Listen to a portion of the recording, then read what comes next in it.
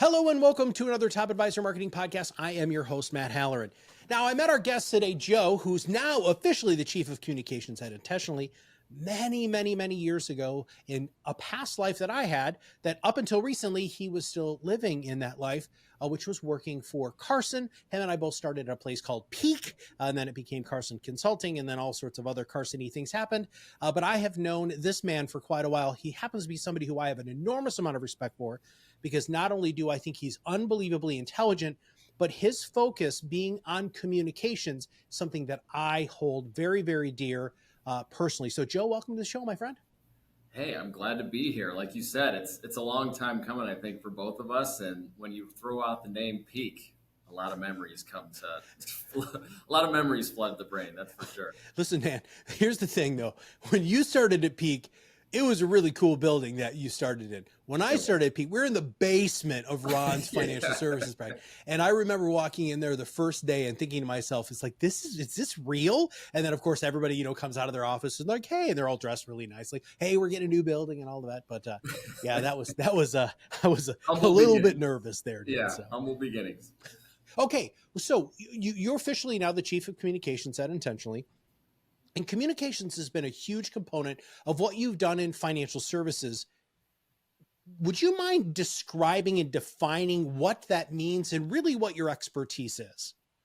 Yeah. So communications means a lot of different things to a lot of people, right? It's a broad term used to describe any number of definitions, depending on where you're at and who you're working for. The way that I like to see the communications work that I've done is all around the fact that the message matters. And that sounds very obvious to say, but I think I see so few companies, so few individuals even, who take the time to craft an intentional message. And that could be interpersonal communication. That could go all the way up to how a company communicates with its various audiences. And so for my career, from the humble beginnings of Peak back in the day, all the way to helping Carson grow to where it is, and now being at Intentionally, the way I like to look at communications is how the perception of your brand is being conveyed to various audiences, whether that's your clients, your employees, your internal stakeholders, partners, all the way to the general public. And that art and science of how you craft a message to resonate with someone is what I'm all about. It's always been the most fascinating part of how I've enjoyed doing the work is taking very complex either concepts or ideas and figuring out how to distill them down in a way so that an audience can very clearly and simply understand what's being conveyed. So this is the foundation of what we refer to as influence, right? So when you have your messaging and your brand and everything dialed in, then you have the opportunity to start becoming more influential. Is that a fair statement? That is a fair statement. Yeah. Okay. Dude, financial advisors in general are not always known as the greatest communicators, right? A lot of it is I'm talking at you. I am showing you my expertise and my skill, pie charts, bar graphs. How do we help advisors understand that the soft skills are a kabillion times more important than the analytical skills? Like you and I've talked about this before, that, most advisors are focusing on the head of the client or the mind of the client, where they really need to focus a lot more on the heart of the client. And you have experience here. Let's talk about that. Yeah, I saw a huge opportunity just like you did, where as I grew up in this industry, I saw plenty of advisors looking to differentiate themselves and get an edge on the market with either separating themselves from the pack in terms of their expertise, and especially in financial services. What I noticed early on, I think you and I have had those conversations many years ago, where we would almost the industry would try to browbeat their clients into not only convincing those clients and prospects of just how qualified they are, or how much experience, expertise, maybe even professional certifications they had, and they would use language that they thought would put them in a better position and build trust, and instead it eroded that trust. And the more that I saw the process of how advisors could come back to themselves, think about how they were building a business and a brand around why they became advisors. Oftentimes there was a very relatable experience. There was oftentimes a very relatable way in which they earned a lot of that business early on. And for some reason or another, they get distracted along the way and they try to get into something more produced, and it finds itself not connecting with clients or prospects in the way that you would expect. And so for me, what I saw right out of the gate was this whole idea that the lucrative skill of the future is soft skills.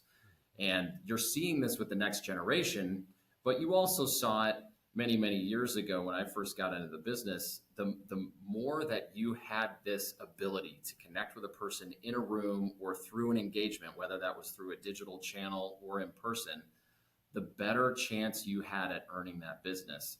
And so few advisors spent time honing that skill.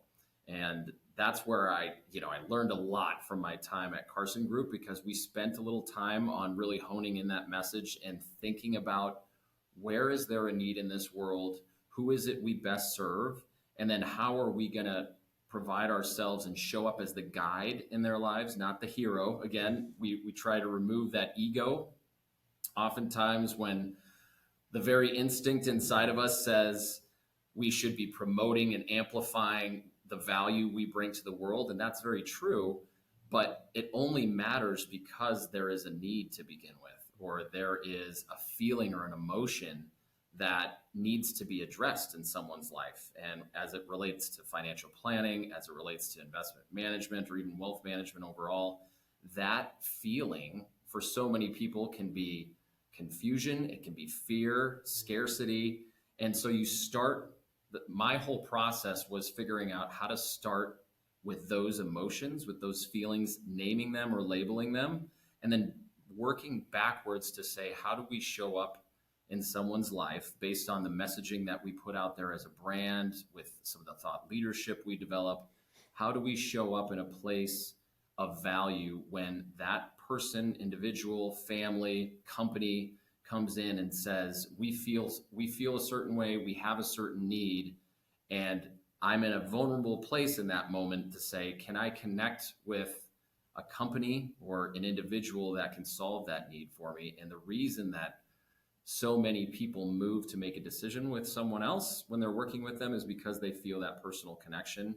And so I saw this very apparent trend of the world needing more connection, because everything had gotten so disconnected, cold, corporate in many ways, but also there was too much happening in this conversation of trying to earn business that we tried to distill down into a science. And while there is a science to it, there's also so much room here where people need to do business with people. People need to feel like they are connected to people. Yeah. And that's kind of where communications as an art form, as a practice, as a profession, I looked around the industry and I didn't see anyone putting that sort of focus into, well, what is it we're saying here, and how is that resonating with people that we're doing business with every day? And are we listening? And I know you talk a lot about this, but are we actually listening to what they're telling us in return? And how does that change the way we adapt that message, adapt our value proposition, and then go back, reintroduce ourselves to a market in a more compelling way? Yeah. I was just talking to an advisor friend of mine, and he has this really, really large opportunity, and he's presenting in front of this large group. And he said to me, Matt, I need to be able to hit this audience with the same feeling that Steve Jobs brought the iPhone. And Joe, this is all communicated. This is your expertise, right? It's how am I going to hit you in the heartstrings and make you feel that connection so that you understand how I'm going to feel working with you. And man, you and I have talked about this. I know that you have done this with hundreds and hundreds of advisors, really helping them hone that message. But you said something that I have to just focus on just for a second here. Yeah. What I have learned in what I discuss in my new book is really this idea of being intentional. And Right. now you're working for Intentionally now, which I think is Yeah. hysterical because I Yeah. know that you've used this word before you ever started working with, Kelly and the whole team there at Did. Intentionally. But would you mind taking a moment and really talking about what you mean by communicating with intention, listening with intention, and really what that can do for advisors? Yeah, I love that. Yeah. Intention, you have me pegged right there because the word intention and intuition even Mm. are words that have stuck with me for as long as I can remember. It's the reason I wanted to study this in college. It brought me out of college into a workforce in 2006, 2007, where the markets were bad and the world was trying to figure out exactly, especially as a young person trying to find their way into the workforce. Uh, I was looking for a place where I could bring a lot of this perspective to the table and help companies connect with their clients, connect with their prospects. I think the whole idea of intentional communication, it's actually one of the things that Kelly and I were joking about when we were talking about working together. And you couldn't have named a marketing firm, a growth engine consultancy, Yeah. a better name than Intentionally, because there is so much race to the finish line, especially in our industry. We want to get it right. We want to get it right quickly. And we think there are shortcuts to growing the business, to finding a way to get more clients, to scaling our growth. And while all of those things are important, the foundational piece that's oftentimes forgotten because it's invisible oftentimes is if you don't have a good sense of who you are and what you stand for and what you believe. You and I are both followers of people like Simon Sinek who've talked about this for decades, but I saw so much race to the finish line without that thoughtful, intentional approach. I mean, when I'm talking about intentionality with messaging and with communication, it's, well, one, do you know what it is you're trying to bring to the world? And then do you know who you should be bringing it to? Who is it that needs your services? Who is it that needs your advice? Who is it that needs your value proposition in that moment in time? And if you can clarify that niche and you have a very strong sense of who you are and how you deliver that value to the world, the need that you're trying to address, then you automatically, the world opens up to you in terms of knowing exactly who you should be in front of and who needs what it is you're providing each and every day. Once you know who you are, what you believe, and what you stand for, and you know the value you're bringing to the table, and you know exactly who you are best meant for with target audience, then it comes down to, well, then when you start talking about marketing, amplification, how do we intentionally look at what channels we're using, what formats are we using? You know, there are some advisors who come across well on video, you know this, other advisors who don't. Maybe they prefer other formats of communication and they come across in a more credible way depending on the format they're using. So that's where the spider web grows very quickly. Once you have that sense of being and that sense of purpose and mission, and you know exactly who that target audience is and who your ideal client really, how they think, how they feel, how they operate within their daily family units, how they operate at work and at home, what they fear, what they're looking forward to.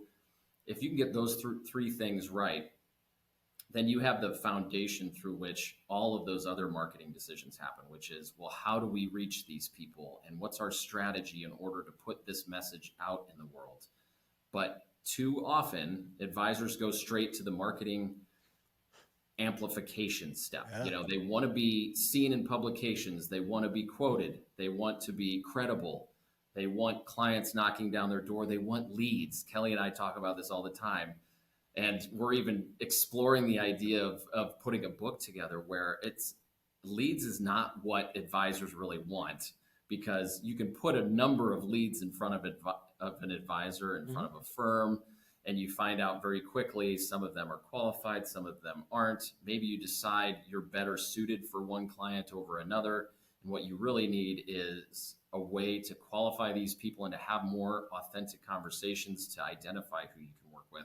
Yeah. So for me, without that thoughtful, intentional approach to finding yourself as a business and as an individual, that marketing strategy only goes so far. Yeah.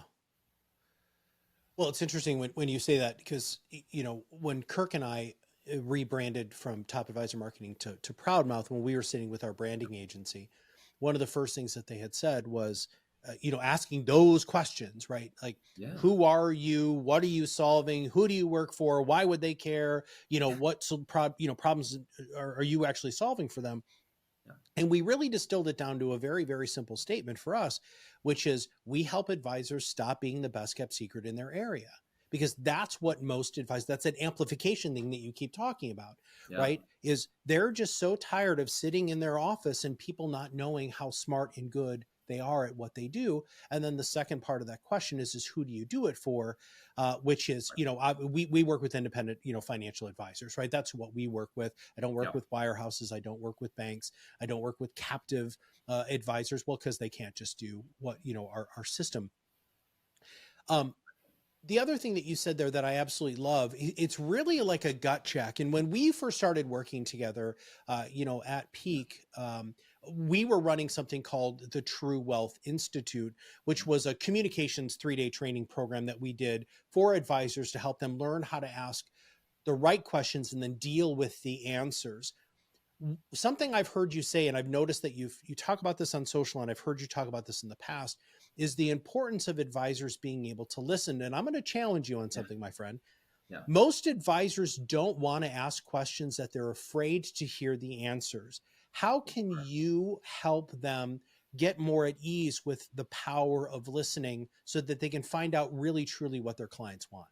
Yeah, I think you have to, as an advisor, you have to have this authentic desire to want to understand people. So something that I truly believe as a communications professional, and it serves me well throughout my professional career, but also in my personal life, is if you don't have this desire to understand other people, as well as this desire to want to feel understood, I think that's what drives marketing. It's what drives branding. It's what drives business in so many different ways, is this desire and this need to feel understood.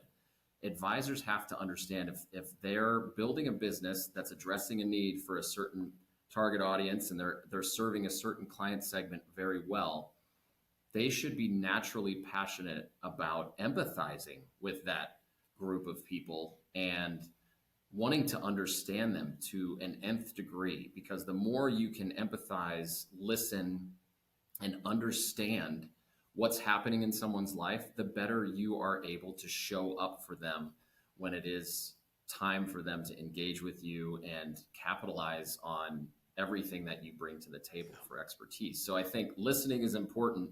It's important, though, that advisors understand this needs to come from a very genuine place of wanting to help people, wanting to understand them. I think once you get past this whole idea of active listening, I was on a call with a firm last week, and they were talking about what would 2025 look like if we were to work with your team and build this marketing strategy. And we got into this whole idea, you're very familiar with this from your coaching days, of setting up an advisory council. Oh, and yeah. They were shocked by the simple idea of spending the last quarter of the year thinking about how do we get in front of, let's say, 20 of our top clients. Maybe there's two different groups of those clients. You could have business owners on one side, you could have female entrepreneurs on another, and sitting them down for a half a day, talking to them about what it is they feel they're getting the most value from, what's happening in their lives, so you can know how to show up to them. And then you use so much of that feedback in conversation with them to build your marketing strategy for the rest of the year. Because if you understand your top 20% well, you're going to naturally bake in the type of thought leadership, the type of advice that your target audience wants. And that's really the essence of any good marketing strategy, is understanding that need. So to understand the need, you got to listen. You have to have this desire to want to understand someone else. And then think about how you empathize with that person and their situation and how you would want someone to show up for you. That's really where we try to start with our clients in order to help them get to a place of building some of this messaging And once you build messaging from this very authentic core place of what it is you believe and how you think you should show up for someone based on their actual needs and what they're coming to the table with, you have you naturally have a marketing strategy that is going to align with your business goals. Man, an advisory board, absolutely one of the smartest things that you can do, period. Yep. Especially when you're trying to figure out a niche too, go to your best clients and ask them the questions. One of the things, and I don't know if Carson still does this, but this is something we refer to all the time here at ProudMouth as Julie Little Child, right? And so Julie's program, the Absolute Engagement Program, because of this third-party system that she's built with all of these back-end data analytics, she susses out a lot of this stuff too, because we know that a lot of advisors are terrified. In fact, Joe, when I was a consultant, I used to run advisory councils. People used to fly me in and I would run the 3-4 hour event, right? Because they didn't want to be in the room. And in fact, that was part of the model actually, because they were more honest and open, which was great. But you do have to ask, you have to be intentional, and you have to be focused. Now, when it comes to your role now, all right, so you're known in the industry, dude. And I think you've done an amazing job of your own personal brand, and really the fact that you had been so, out there and in front of so many advisors, when you were with Carson. But now you're at a different organization doing different things. If somebody wants to fundamentally change the way that they're communicating with their ideal clients and prospects, where do they even begin? And I mean, do they begin with somebody like you? Do they begin with the Intentionally team? What is step one? Because I don't want people to leave and saying, wow, that was philosophically great, but I need like meat. So tell them where they need to start. Yeah, in so many ways, and this is kind of a very tangible way where I try to start the conversation with firms that are interested in working with us, especially when it comes to communications and marketing, is understanding if they have a good sense of themselves. So something we did at Carson, and I've known several firms who've kind of built this out, is just having core values. Whether that's 3 to 5, maybe 3 to 6 core values. You don't want too many, you don't want too few, because everything around those core values, if you truly share those core beliefs, those core behaviors with everyone on your team, and everybody rallies around like, this is who we are, this is how we define who we are, and then we make decisions for the business and for our clients based on these core values, everything else starts to flow out from there. And so oftentimes when I'm trying to have these introductory conversations and we get into these huge brainstorms about how to position a certain company in a certain marketplace, what is it they're having success with, because there are oftentimes more than one avenue they could take and more than one decision they could make. I always start with, do you have a good sense of who you are? And the way I try to suss that out is through, do you currently have a set of core values that are visible within the company, that you feel the executive leadership team or the advisor or the leadership team is operating under? And then how do you work backwards from saying, if these are the things we believe and how we want to show up to the world, well, now we have some sense of ourselves and we can start building from there. And so even before we take people into drawing up a marketing strategy and talking to them about website rebuilds and rebrands, new taglines or new positioning, or now, our business looked like this 10 years ago and we need to evolve it into something more today, I oftentimes go back to, well, what has changed internally and intrinsically for all of you along this journey?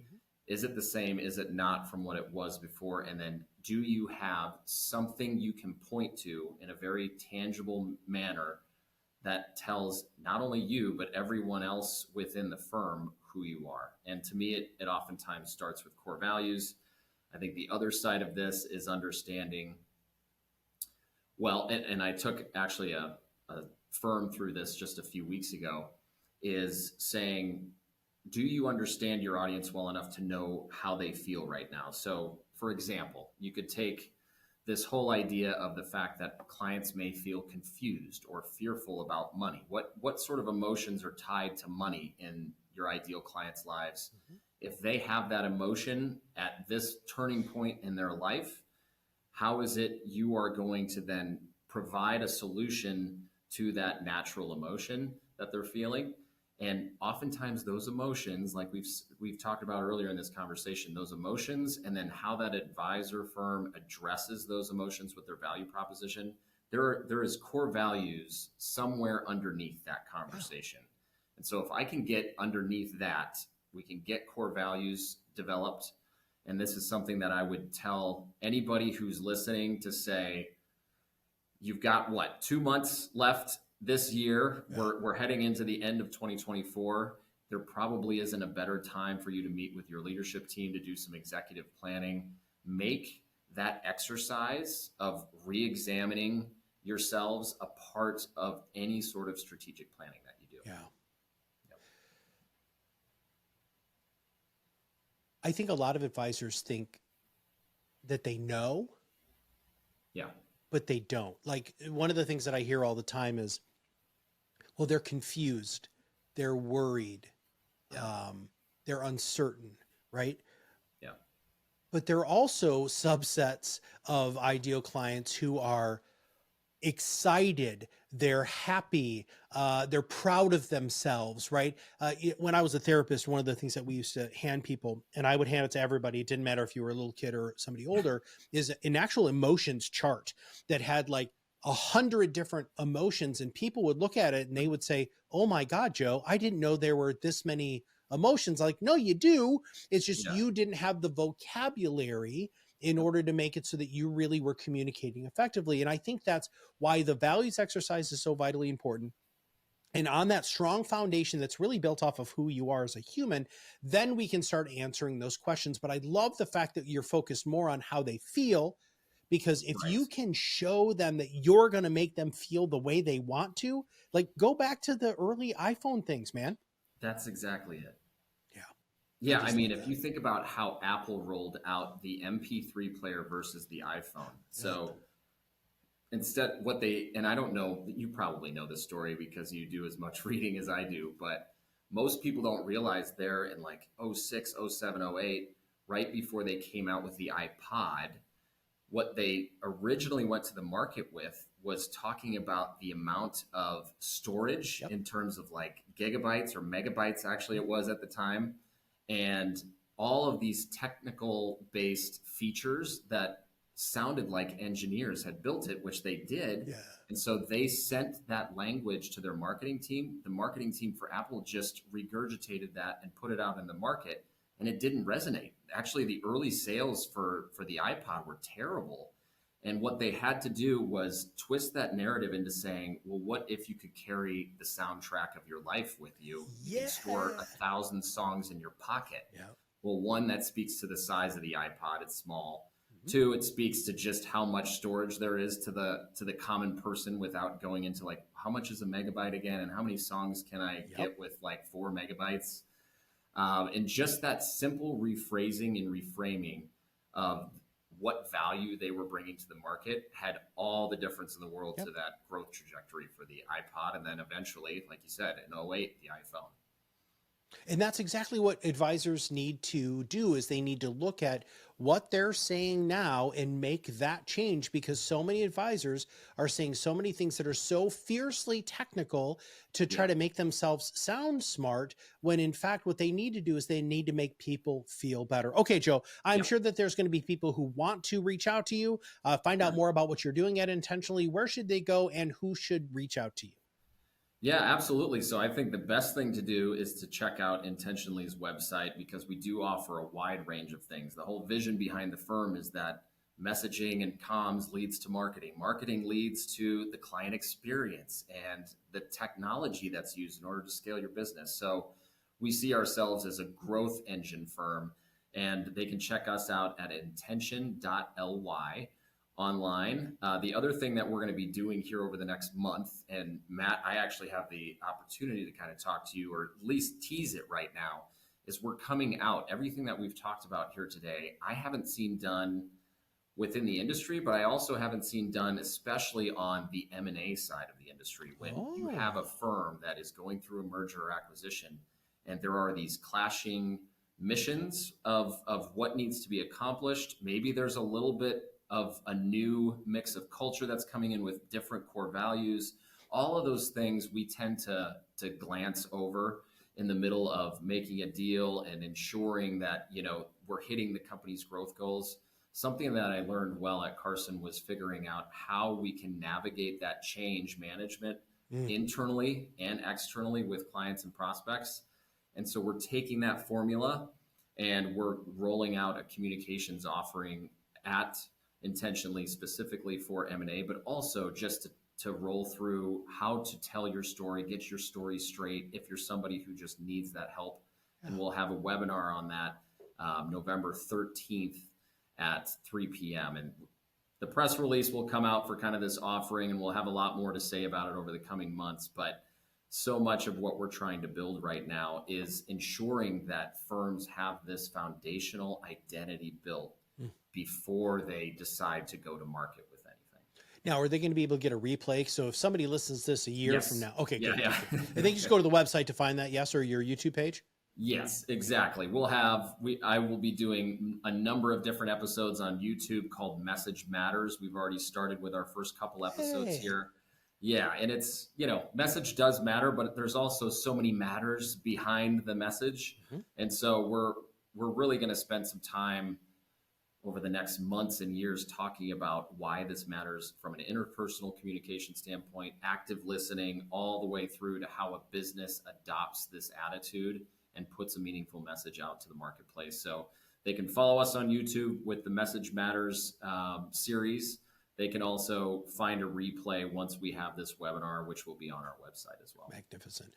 Yeah. All right, brother. Well, I'm super happy. Congratulations on all of your success. And listen, everybody, you needed to be checking out what Intentionally is doing. Kelly and the team speak at conferences all over the place. And if you see them on the dais, make sure you register to go listen to them speak, because there really isn't anybody like them. Communications is the foundation of everything. And when you have the opportunity to know what to say, how to say it, and especially to hit people, not just in their logical mind, but in their emotional mind, everything can fundamentally change for you. So for Joe and all of us here at ProudMouth, this is Matt Halloran, and we'll see you on the other side of the mic very soon.